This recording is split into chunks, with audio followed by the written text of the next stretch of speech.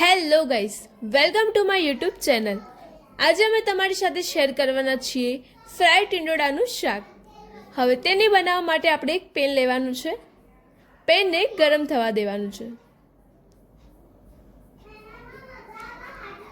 હવે પેન ગરમ થઈ ગયું છે. ત્યારબાદ આપણે તેમાં 1 ચમચા જેટલું તેલ એડ કરીશું. તેલને પણ ગરમ થવા દેવાનું છે. હવે તેલ ગરમ થઈ ગયું છે. ત્યારબાદ આપણે તેમાં રાઈ એડ કરીશું. રાઈને ફૂટવા દેવાની છે. હવે રાઈ કમ્પ્લીટ ફૂટી જાય ત્યારબાદ આપણે તેમાં જીરું એડ કરીશું.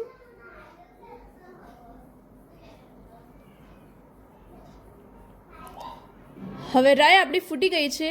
ત્યારબાદ આપણે તેમાં ઊભી સમારેલી ડુંગળી અને મરચાંની પેસ્ટ એડ કરીશું. હવે તેને આપણે સાતડી લઈશું. જ્યાર સુધી તેની કચાશ દૂર ન થાય ત્યાર સુધી તેને સાતડવાની છે.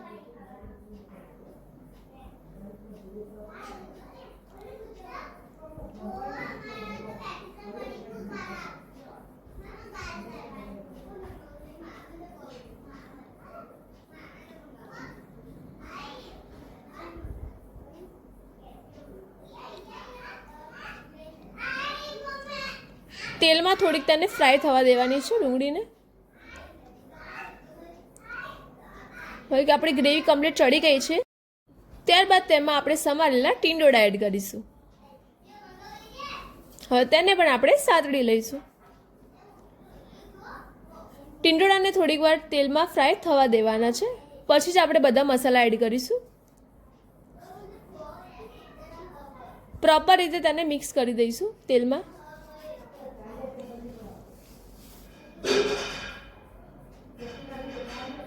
થોડીક વાર તેલમાં રાખી મૂકીશું.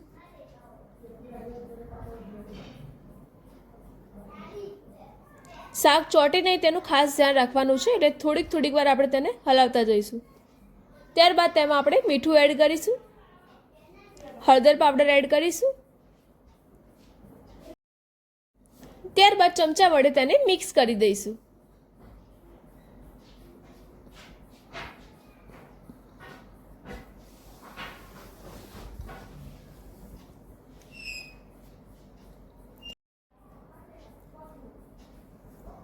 હવે થોડીક વાર આપણે સીબું ઢાંકીને ચડવા દઈશું 5-10 મિનિટ સુધી.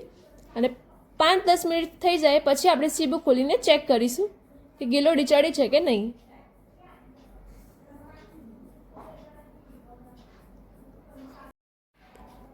હજુ આપણી ગિલોડી ચડી નથી પ્રોપર, તેથી આપણે તેલમાં થોડીક વાર સાતડવા દઈશું.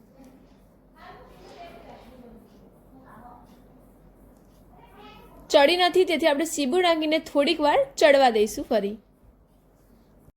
હવે ત્યારબાદ આપણે એક મસાલો બનાવીશું, જેમાં આપણે 2 તામ્રપત્ર લેવાના છે, લવિંગ અને મરી. હવે ગિલોડીમાં આપણે મરચું એડ કરીશું.